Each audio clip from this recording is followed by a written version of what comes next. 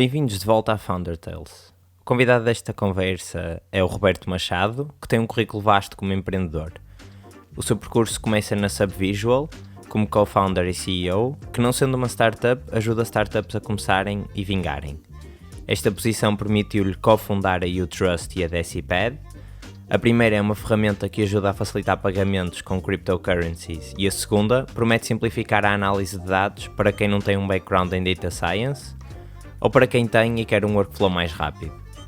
Acrescenta ainda o seu cargo de Founding Partner na Lightshift Capital, um fundo de investimento focado em iniciativas e projetos que se apoiam em crypto e blockchain e é o primeiro a nível nacional. Este enquadramento fez com que o Roberto esteja no centro de um ecossistema empreendedor muito interessante e do qual nos vai falar nesta conversa. Esta é a primeira parte da conversa, na próxima semana sai a segunda, não se esqueçam de ouvir. Olá Roberto, desde já obrigado por teres aceitado aqui o nosso convite para participar em mais um episódio de Founder Tales. Quem nos apresentou foi o Mário, portanto do episódio anterior, e foste-nos apresentado por ele como um dos poucos serial founders em Portugal. E vimos que ao longo do teu percurso foste iniciando vários projetos, desde startups e até outras iniciativas que não encaixam naquela definição tradicional de startup. E assim, a primeira questão que te levantávamos era o que é que te leva a teres um papel tão ativo em vários projetos, em vez do cenário mais tradicional de pegar num, levar até ao fim ou continuá-lo até eventualmente haver uma saída ou aquilo crescer e tornar-se, passar de startup a uma scale-up, qualquer coisa desse género. Porque é que decidiste semear várias sementes? Antes de mais, muito obrigado pelo convite, Álvaro e Diogo, é um prazer estar aqui. E sim, o Mário depois vai ter que pagar um almoço por me ter tirado da minha cave e vir aqui falar, mas sendo convosco é um prazer. Eu diria, respondendo à tua pergunta, eu diria que é uma doença. É uma doença que eu tenho, que já fui ao médico e não há propriamente uma cura. Acho que só a morte é que cura isto. Mas, efetivamente, desde muito cedo tenho assim, uma paixão por criar coisas que possam ter um impacto na vida de pessoas e também, acima de tudo, rodear-me de muita gente com quem eu possa aprender e possa continuar a crescer. Sinto que já fiz muita coisa, mas ainda não fiz nada.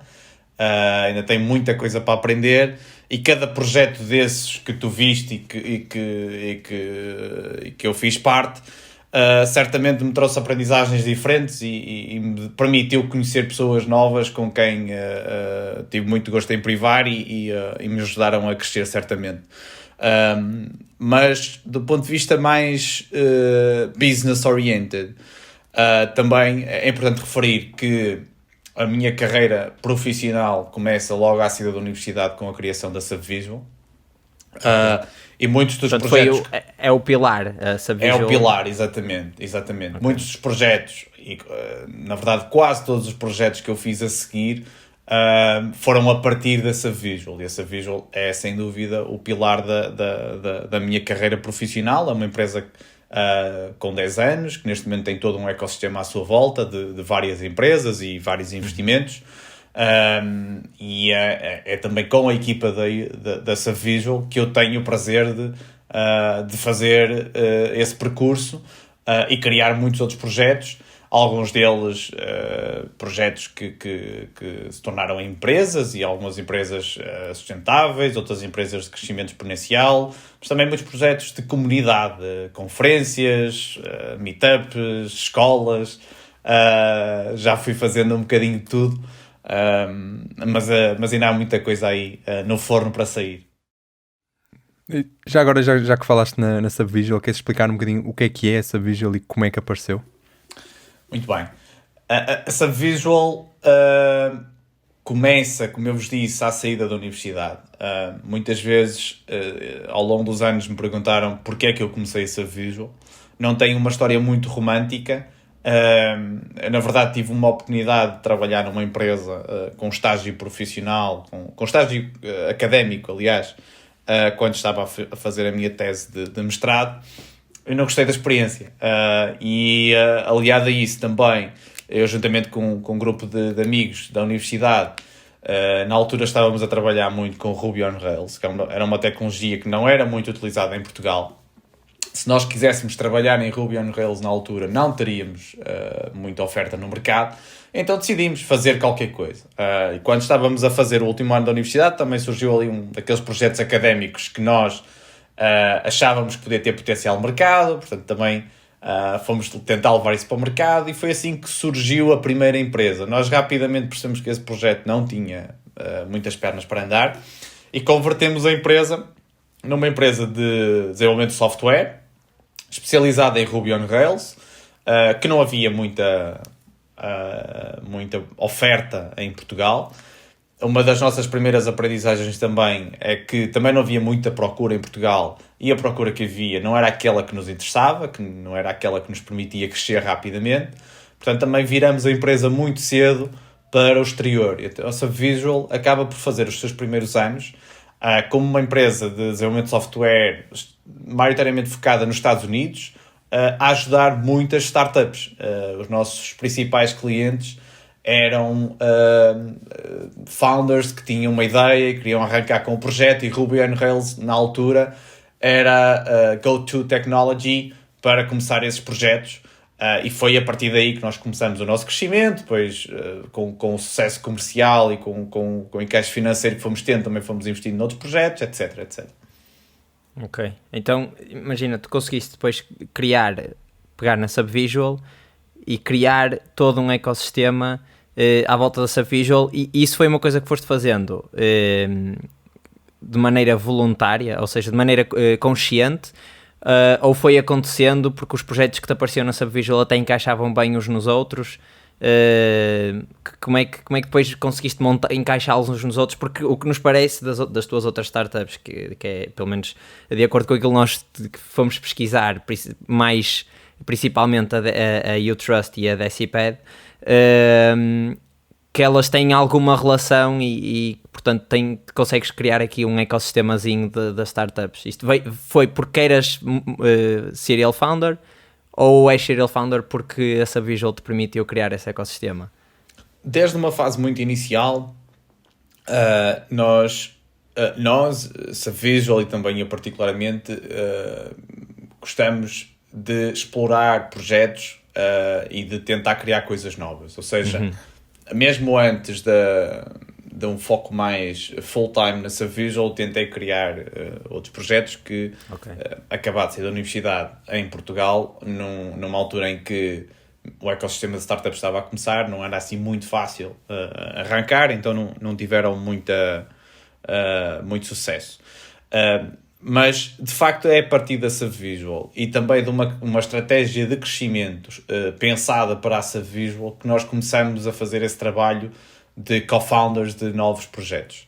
Nós sabíamos uma de duas coisas. Nós podíamos ter uma empresa que crescia em números, contratávamos imensa gente e vendíamos mais horas e por aí fora, e conseguíamos eventualmente... Um bocadinho ao estilo das consultoras, não é? Exatamente, e tens alguns casos de sucesso em Portugal, empresas fantásticas, como a Mindera, no Porto e companhia, ou seja, não tem que ser só aquele nome de consultora pesado, empresas muito porreiras que fizeram esse caminho. Ou podíamos tentar crescer um ecossistema à nossa volta de muitas outras empresas em que nós nos expunhamos ao potencial exponencial dessas empresas como forma de aumentar o nosso potencial de receita, não é? Nós seguimos a segunda via, muito porque, como eu estava a dizer no início, aquilo que me motiva mais no dia-a-dia é trabalhar com pessoas fantásticas, e eu acredito que esta proximidade que nós temos, early stage startups com founders fantásticos, trabalhar com eles, ajudar a criar novas empresas, é o nosso maior potencial de crescimento individual. Portanto, seguimos essa via e foi aí que começamos a criar muitas outras empresas. Algumas delas, e as que começamos, falharam. Não tiveram grande sucesso. As que ficam para a história e para a página do LinkedIn são aquelas que vocês agora veem como algum sucesso. Como é o caso da UTrust. A Deciped é muito recente, mas o caso da UTrust é um projeto que tem de certa forma, já tem um princípio, um meio e um fim que dá origem a um novo princípio, pela aquisição recente que teve. Portanto, temos tido de facto a oportunidade de trabalhar com founders fantásticos e com muita malta interessante e ter criado equipas fantásticas à nossa volta. Só se cabe mais por curiosidade, uma pergunta mais logística relacionada com essa relação que tu falaste agora entre a Subvisual e as outras empresas nas quais vocês acabam por ser investidores. Isso funciona de forma... Tipo, está relacionado com os serviços da Subvisual, ou seja, uma empresa vai ter com a Subvisual, a Subvisual vai ter com uma empresa e no contrato prestam serviço em troca de uma participação na empresa, ou esse investimento é mais de um ponto de vista pessoal teu, à parte do serviço que a Subvisual presta ao cliente, tu depois tens a oportunidade de entrar nessas empresas como investidor? É quase sempre pela Subvisual. Subvisual é sem dúvida a parte basilar daquilo que é a minha área de atuação. Embora depois, em alguns projetos, eu atuo como co-founder, seja através da Subvisual, até num nome mais individual, mas quase sempre é através da Subvisual. E a Subvisual, embora no início foi exatamente aquilo que tu descreveste, muitas vezes as pessoas vinham até nós, tinham necessidades de alguns serviços e nós trocávamos equity por esses serviços, chamado Sweat Equity, o chamado Sweat Capital. Nós investíamos capital através do nosso esforço. Hoje em dia já não é assim que atuamos. Nós chegamos a um ponto em que nós acreditamos que é mais fácil e acaba por tornar a relação mais saudável quando o investimento é feito em capital, e também o fazemos agora porque temos esse músculo financeiro. Há uns anos atrás não tínhamos. Nós fazemos o investimento em capital e depois, se fizer sentido essa empresa trabalhar connosco, porque algumas das nossas pessoas, das nossas equipas têm experiência ou conseguem acelerar o crescimento desse projeto, nós trabalhamos com esse projeto. E cobramos pelo nosso tempo, quase como se fossem as próprias pessoas, como as pessoas fossem contratadas por esse mesmo projeto, por essa nova empresa. E é assim um bocadinho a nossa forma de atuar agora. Ou seja, nós acabamos por posicionar-nos como um venture builder que tanto pode ajudar a criar empresas e a fazer crescer essas empresas, como também investimos, puramente um investimento financeiro, ou então também às vezes ajudamos só founders a darem um passo, apresentando a pessoas do nosso ecossistema, novos investidores, etc, sem qualquer tipo de retorno imediato, mas sabemos que isso no futuro pode ser interessante para nós. O que é importante referir é que neste momento a Subvisual é uma máquina muito bem oleada, que é uma empresa central num ecossistema que já é superior àquilo que a própria Subvisual é. Nós temos várias empresas à nossa volta que acabam já por fazer o mesmo que nós e atraem pessoas para o nosso ecossistema, que acaba por ser muito enriquecedor. E é a partilha de conhecimento em todas estas empresas, a facilidade com que nós temos de atrair talento, de ajudar a contratar, de ajudar a financiar empresas, etc., que torna este ecossistema muito interessante.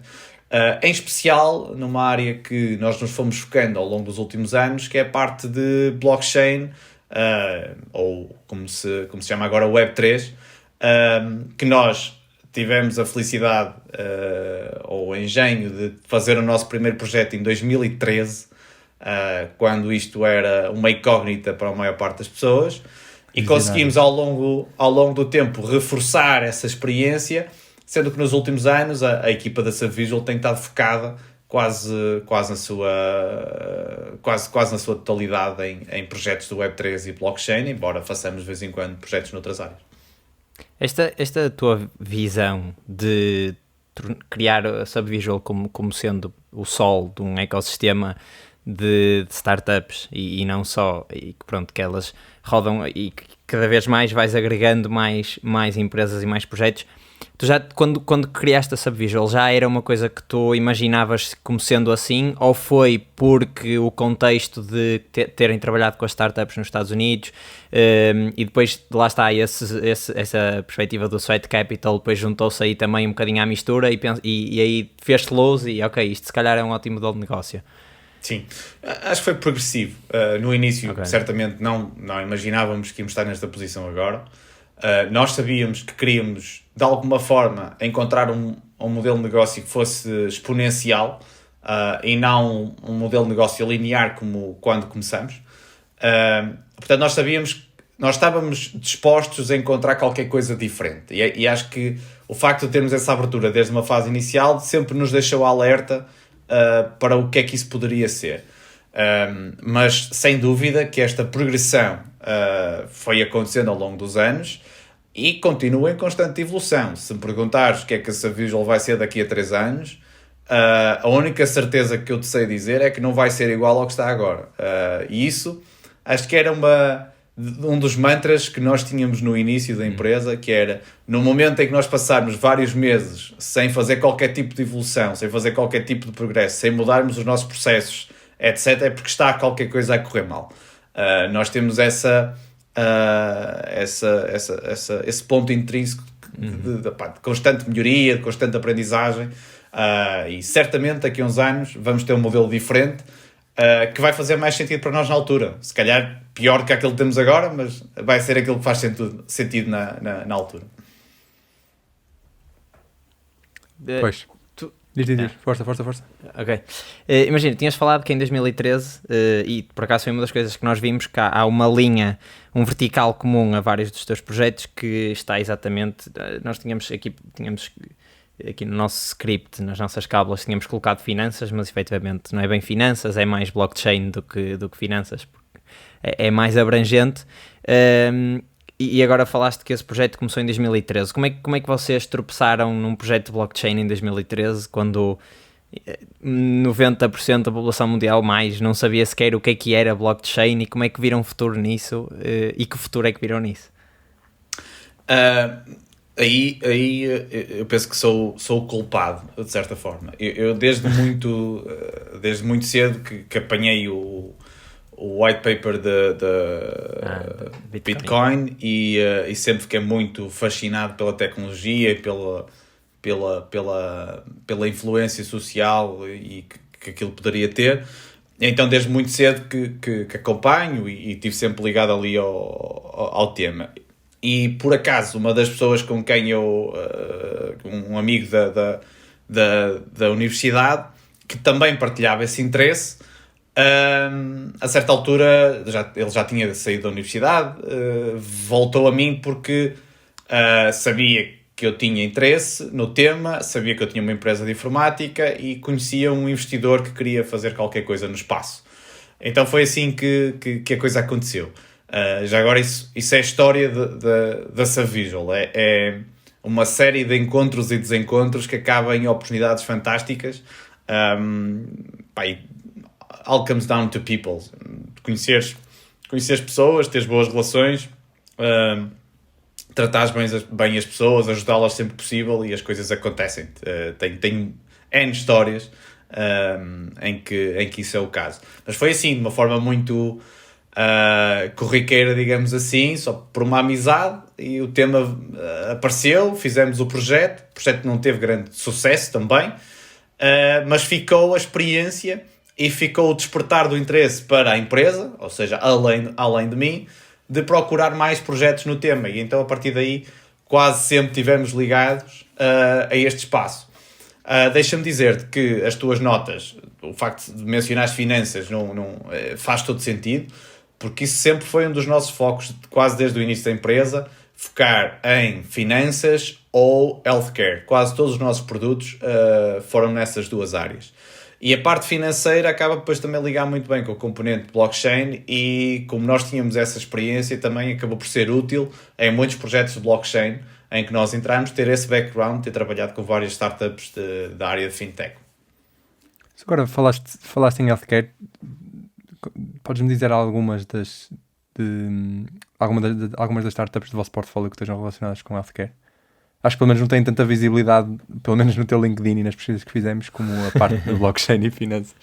Sim, tenho um projeto que está muito bom de saúde e que está a correr muito bem, que se chama CEOs Life, que atua mais na componente da terceira idade, mas tem uma componente muito forte na parte de healthcare, de estimulação cognitiva, estimulação física. E é cá em Portugal? Exatamente, são aqui de Braga. Ainda há pouco tempo fecharam uma nova ronda de financiamento, portanto o projeto está numa escala está num momento de progresso muito interessante, mas de facto focámos muito em fazer alguns trabalhos, não temos no portfólio muita exposição. Nós no início ainda fizemos alguns projetos e investimos em alguns projetos que falharam. É uma área mesmo muito complicada e, efetivamente, hoje em dia não é uma área que nós apostemos muito. Não estamos agnósticos. Ainda no ano passado fizemos um investimento numa empresa de Londres que é a AppTrace, que atua na área de healthcare, mas são pequenos investimentos, aqueles investimentos financeiros que eu vos mencionei há pouco. Não conseguimos estar muito focados aí. É uma área que temos muita paixão internamente, os membros da equipa gostam imenso, sabemos do potencial de impacto que os produtos de healthcare às vezes têm, mas é de facto também uma área muito difícil de dominar, com muitos interesses instalados, muita regulamentação, muita coisa que torna ainda mais difícil. E depois acabamos com esta especialização em blockchain, acabamos também por nos afastar, embora já exista aqui alguma interseção entre as duas áreas. Eu acredito que, havendo espaço no futuro, se pudermos fazer alguma coisa aí, vamos querer fazer, mas a verdade é que blockchain acaba por atrair muito mais financial services, decentralized finance, coisas desse género, que é onde acabamos por ter muita oportunidade de atuar. Por exemplo, nessa que mencionaste, CEOs Lab, se não me engano, qual é que é o teu papel mais concretamente? Ou seja, eles fazem parte do vosso portfólio, eles vieram ter convosco, fizeram um projeto convosco para fazer ali um kickstart. Qual é que foi como é que funciona a relação mais no dia-a-dia entre a Subvisual e tu, neste caso, se tiveres um papel mais como co-founder, por exemplo, de alguma das empresas? Qual é que é o teu papel mais no dia-a-dia dessas startups que ajudas? Neste momento a CEOs Life está a ser até mais acompanhada por um colega meu que trabalha também na parte de Ventures comigo na Subvisual, que é o Alexandre Mendes. Portanto, ele é que faz um acompanhamento mais ativo da CEOs Life. Mas, contando rapidamente um bocadinho a história do nosso envolvimento com o projeto, nós, numa fase inicial, ajudamos muito os founders a construir a primeira versão do produto e a levá-lo para o mercado. Tivemos lá pessoas a trabalhar, fizemos um investimento financeiro inicial e também com Sweat Capital. E eles estavam em que fase? Só, quando vos contactaram? Estavam mesmo a começar. Era ideia ainda? Sim, tinham protótipos já, mas faltava ainda muita componente, principalmente a componente web, que eles não tinham experiência e nós fomos mais responsáveis por desenvolver essa parte. Mas ajudamos então, aí é o nosso sweet spot, é o 0 to 1, é levar a empresa desde o momento zero, que é só uma ideia, até o momento em que apresenta qualquer coisa ao mercado e ajudar com a adoção inicial no mercado.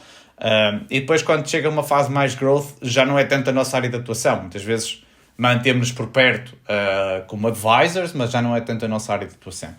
Mas a partir do momento em que nós fazemos essa primeira versão do produto e ela vai para o mercado, no caso a CEOs Life, uma equipa do lado da Subvisual manteve-se atento ao projeto e foi ajudando nas várias vertentes, mas sempre numa ótica de advisory, nunca num papel ativo.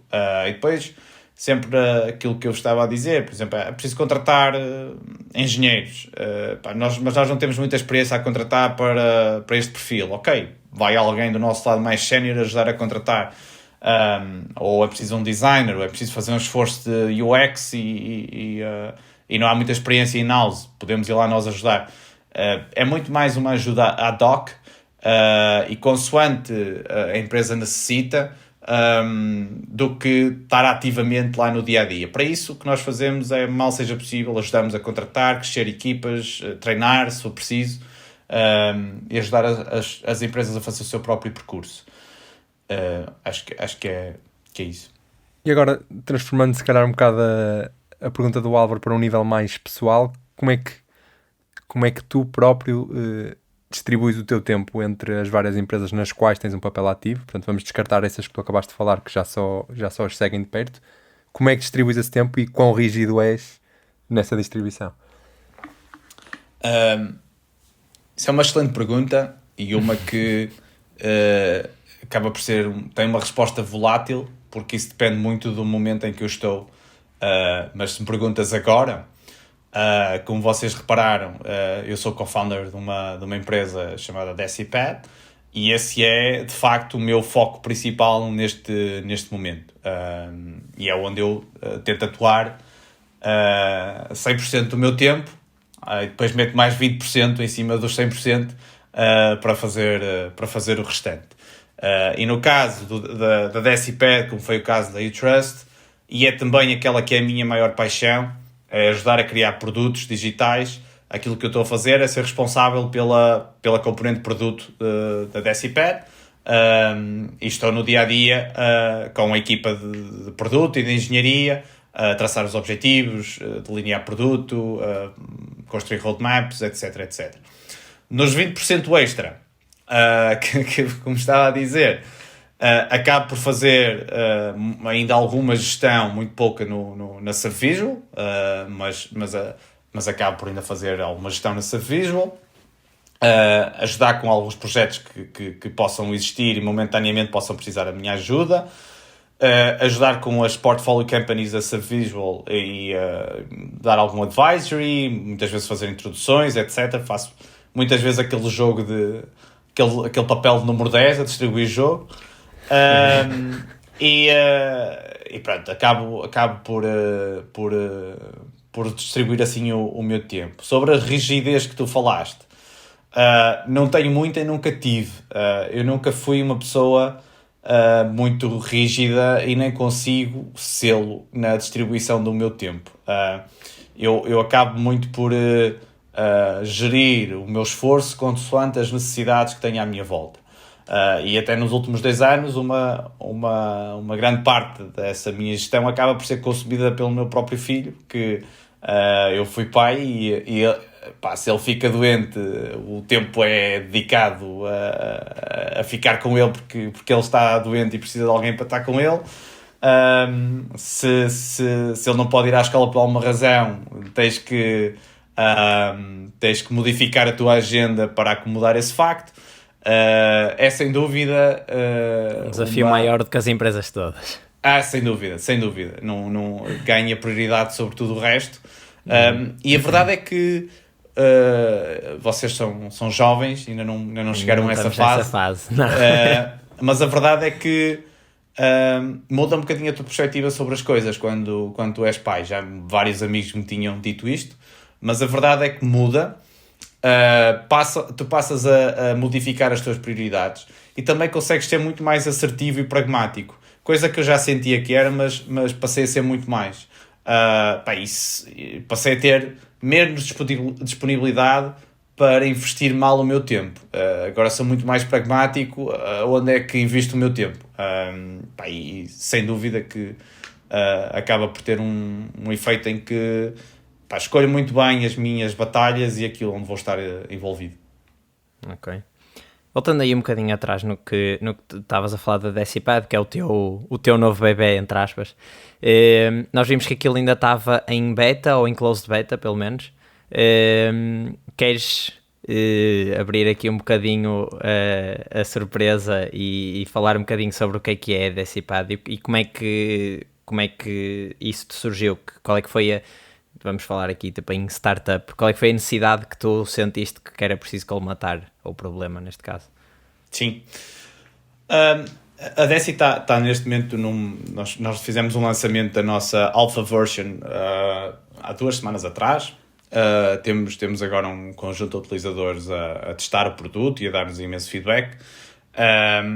Mas de facto aquilo que nós nos propusemos a fazer, e foi até mais o meu co-founder, o Nuno, que identificou esta necessidade e depois motivou-me a mim e também ao Pedro, que é o CTO, para arrancar com o projeto, é que hoje em dia, quando tu queres fazer modelação de dados financeiros, ou queres de alguma forma partilhar uma tabela com cálculos, ou um portfólio, ou N coisas que tu fazes, não tens muitas soluções a não ser trabalhar numa spreadsheet.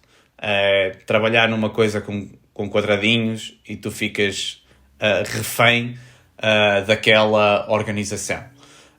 Nós acreditamos que há formas diferentes de fazer isso, e com esta nova tendência de no-code, low-code, há muitas formas diferentes de ajudar pessoas a escreverem os seus modelos de uma forma mais descritiva, mais compreensível, mais fácil de partilhar com outros, e foi isso que nós nos propusemos a fazer com a DeciPad. Portanto, nós vamos ter, o nosso primeiro produto vai ser uma solução em formato notebook, em vez de spreadsheet, onde tu podes fazer modelação financeira através de uma linguagem própria criada pela DeciPad, mas também com vários elementos low-code e no-code, em que tu podes facilmente interagir, construir calculadoras, etc. É um daqueles produtos que não é fácil de compreender e de encaixar até o usares. Eu diria, nós muitas vezes brincamos que é um Notion para números, e o nosso objetivo é tornar a relação das pessoas com números mais fácil. Uma ótima metáfora, um Notion para números. Exatamente, mas demora o seu tempo. Assim como o Notion não é imediato para muita gente quando começas a utilizar. Pois, nós fazemos aqui o nosso CRM do podcast, por acaso, em Notion. Eu arrisco-me a dizer que nós neste momento fazemos a nossa vida em Notion. Daqui a uns meses vão fazer a vossa vida na DeciPad. Ok, fica o desafio. Mas, ou seja, a maior diferença para as outras, e agora estavas a falar e ocorreu-me, por exemplo, a Rose, que era a antiga Dash, não é? A maior diferença é exatamente, portanto, a lógica por trás, se calhar até é semelhante, é um bocadinho de tirar o Excel, o clássico Excel, mas vocês ainda vão um passo à frente de tirar a spreadsheet mesmo, e portanto, ok, parece-me bastante interessante. Nós achamos que o formato de spreadsheet é muito útil, mas não tem que ser a única solução. E muitas vezes para documentos como imagina um report financeiro mensal que tu tens que fazer dentro de uma empresa. Será que não é mais fácil tu poderes fazê-lo dentro de um documento em que tu vais buscar várias fontes de informação, calculas a informação que é os resultados que são relevantes a apresentar, e fica de uma forma muito mais descritiva logo ali aquilo que tu queres mostrar com quem vais partilhar o documento. Nós achamos que sim, e achamos que eu de certa forma estou a reduzir um bocadinho a visão e aquilo que nós queremos construir, por um lado de forma propositada, por outro lado também seria muito complexo estar aqui a explicar tudo, mas de uma forma simplista é isto, é poderes num formato diferente construir documentos onde tu podes trabalhar com números, manipular números de uma forma muito mais interessante, e ser mais fácil de colaborar com outros.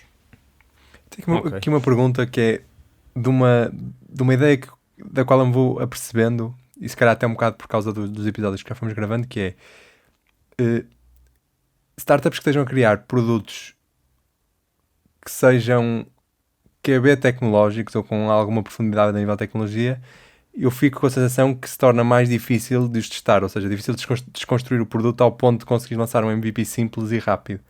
O que é que, no caso da Deciped, foi o vosso MVP ou o vosso primeiro Proof of Concept? Ou seja, quais foram os primeiros testes com users que vocês fizeram? E o que é que lançaram nessa altura?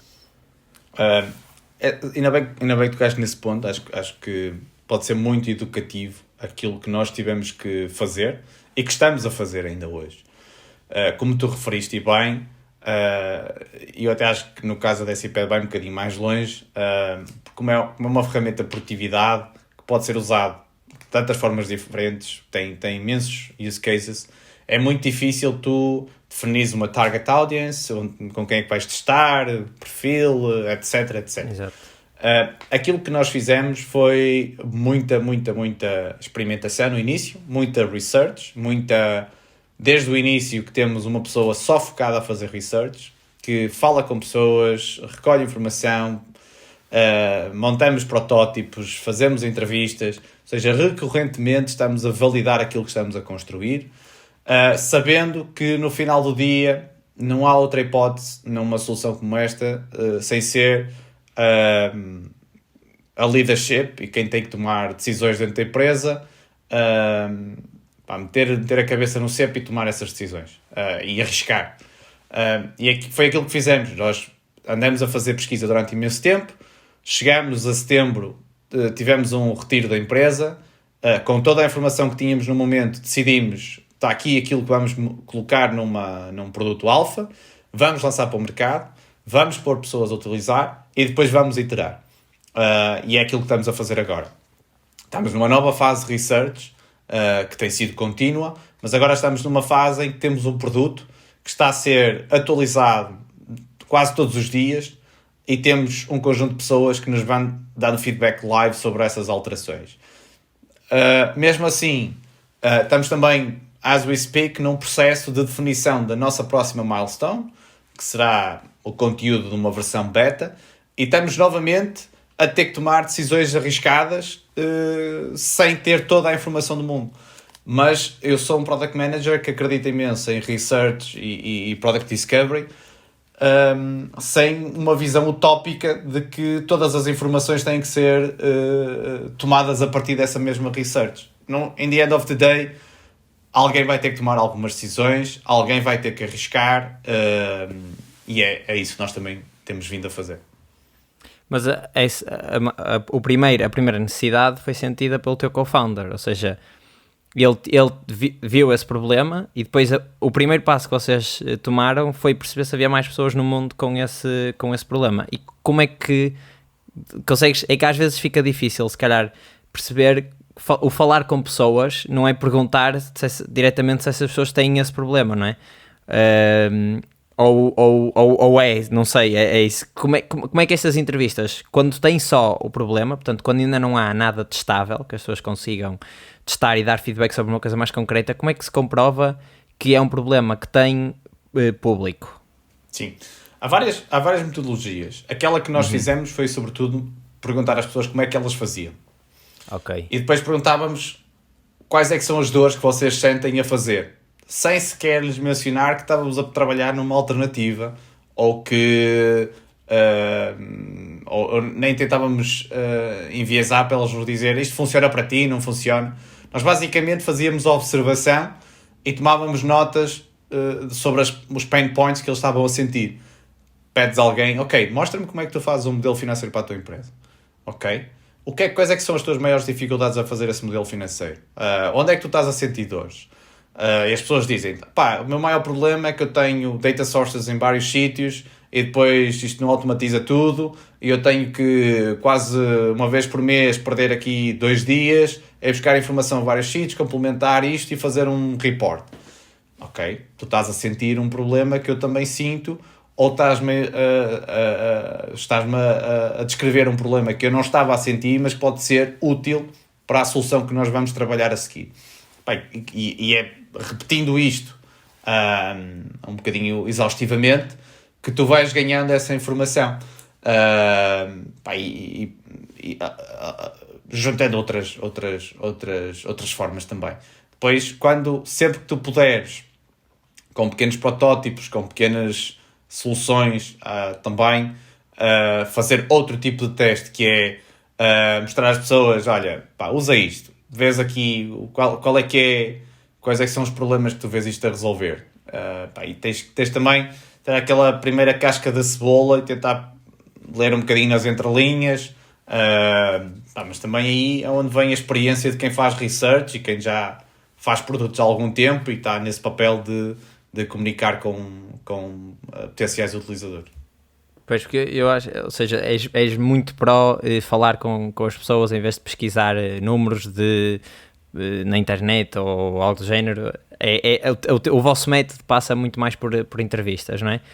Sim, embora aquilo que tu mencionaste agora é uma outra componente que também é necessário fazer, nos casos em que faz sentido fazer, que tem a ver com market research. E tu perceberes, os números que sustentam o negócio que tu estás a tentar construir em cima do produto que tu estás a tentar construir. Todas estas componentes são relevantes, porque não faz sentido tu tentar desenvolver um produto que depois, por exemplo, o mercado é demasiado pequeno e tu não vais conseguir comprar mais do que X, e esse pequeno mercado multiplicado por X não paga o custo de desenvolvimento do próprio produto. Há vários temas que é necessário tu validares. Portanto, os números é uma outra componente que também é importante, mas digo que já não é a minha especialidade. Cada macaco no seu galho, não é toda a minha especialidade, mas também é necessário fazer. Já agora é um dos use cases que nós achamos que o Deciped pode ajudar, na identificação na estruturação desses modelos de negócio e nesses modelos financeiros que te dizem se uma startup faz sentido ou não.